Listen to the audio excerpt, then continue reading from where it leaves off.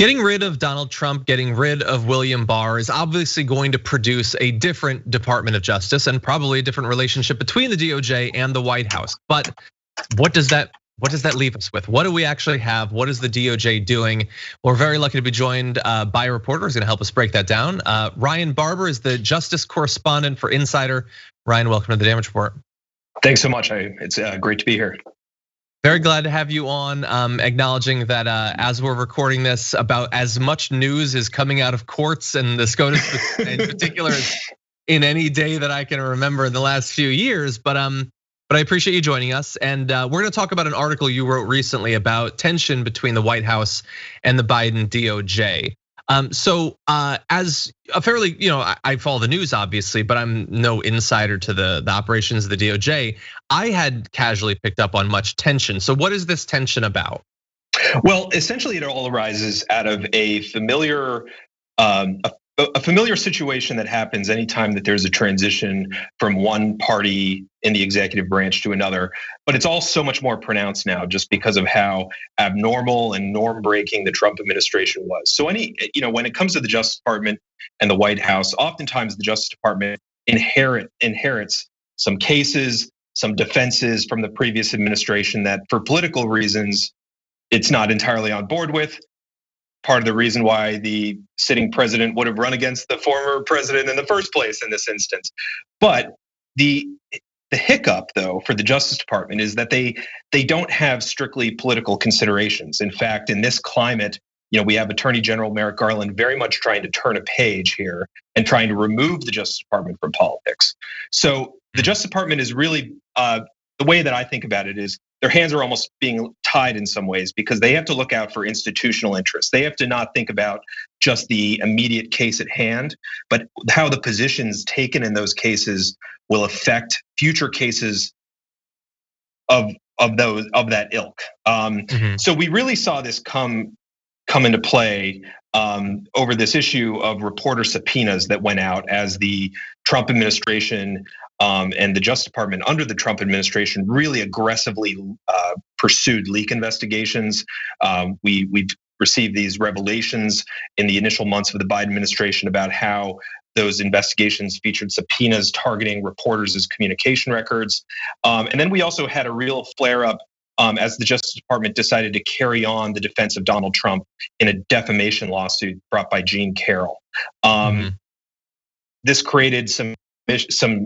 In both cases, we saw the White House, grumbling a bit, we had Biden at one point saying that it was simply wrong for the Justice Department to be subpoenaing reporters' records. We've seen the DOJ since rule out, at least under this administration, pursuing that kind of compelled legal process.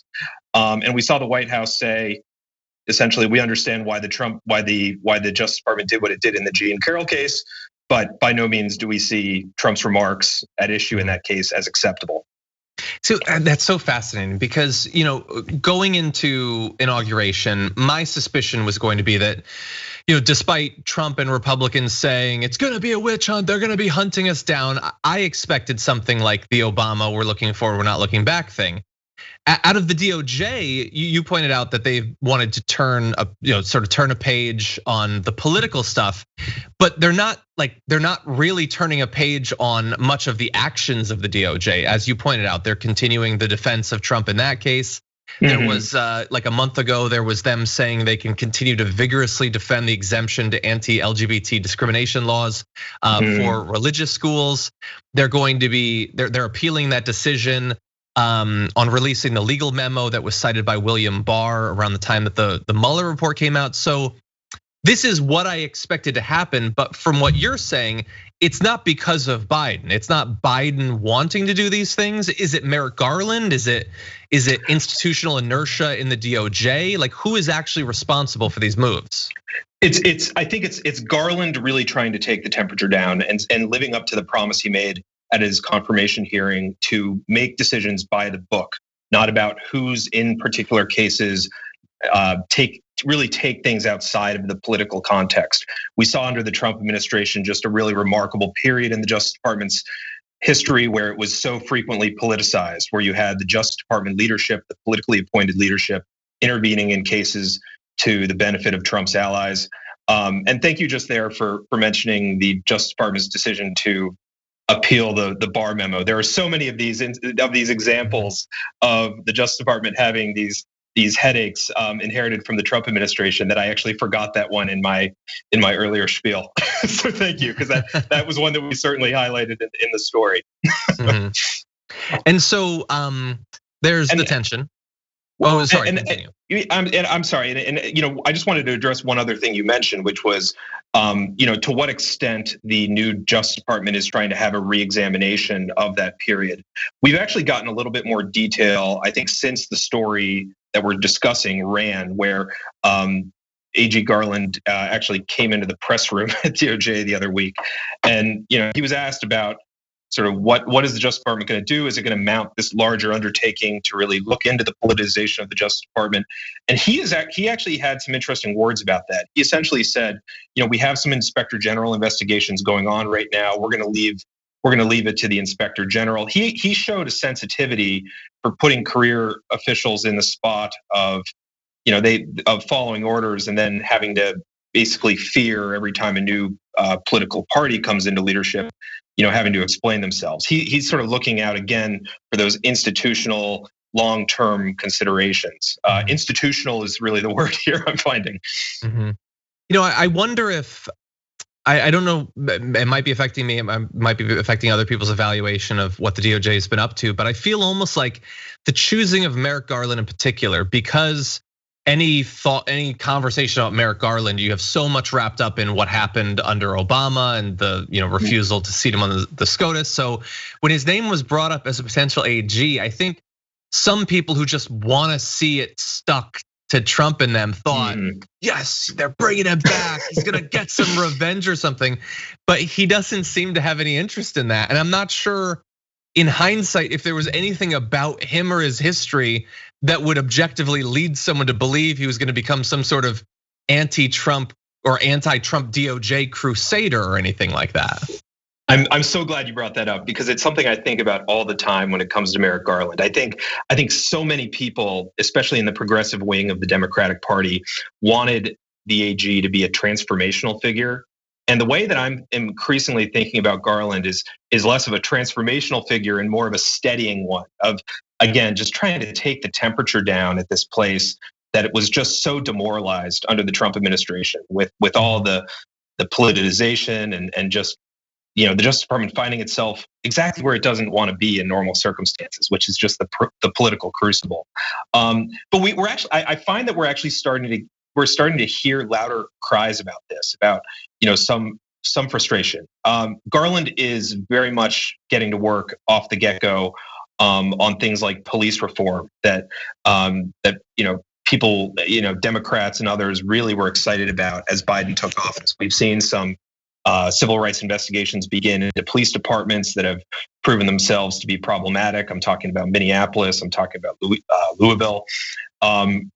But there's, with all these things that we've mentioned in terms of these headaches that have been carried over from the Trump administration, we're seeing as well that there is some frustration too with this idea that maybe Garland is not going as far as people want, not fulfilling their wish lists as Biden came in and progressives and Democrats wanted this period of reckoning. Yeah. My final question for you. You referenced there the expectations or desires, the wish list for some people out there. I don't know what Biden's wish list is, if it exists. You've referenced the fact that they have this disconnect on a variety of issues potentially. Where do you see this going in the future? Do you think that Garland is going to be continue to be given free rein to pursue whatever DOJ philosophical strategy he wants, or do you think that the White House, that Biden might get more involved at some point? It's a really great question, and we have a few hints. So, I mentioned earlier that Biden, I think it was on the White House lawn. I could be wrong about that, but I believe it was on the White House lawn that he said he just thinks it's wrong for the Justice Department to subpoena the communication records of reporters. So that had some people thinking, hey, what about independence between the White House and the Justice Department? Doesn't this create the impression, at least, of the president bossing the Justice Department around? A lot of smart people who have Justice Department, in some cases also White House experience, who I talked to, say that actually kind of threaded a needle. That it's okay for the executive branch, it's okay for the White House to make policy decisions. They're the executive branch, they execute and enforce the laws. It's okay to have these more high-level policy determinations come with some White House decision making and input. Where you get into trouble is when the White House is getting into the individual cases. As we saw under the Trump administration, intervening to get a lower sentencing recommendation for Roger Stone, abandoning the Michael Flynn case. So I think what we're seeing, I think the way it's going to play out is that we're going to see the White House be really reluctant. But if they do try to flex their muscle, have any influence with the Justice Department, I think it's going to maybe resemble what we saw on the reporter subpoena front, which is more of a policy overarching issue, but really trying to stay away from the individual cases. Yeah, that seems consistent with what I know or at least think about Biden. Well, there's a lot more to this. If you're watching this, you want more details, Ryan's work is available at Insider. Ryan Barber, really want to thank you for taking the time out in this busy week to join us. Thank you. Thanks for having me. I really appreciate it.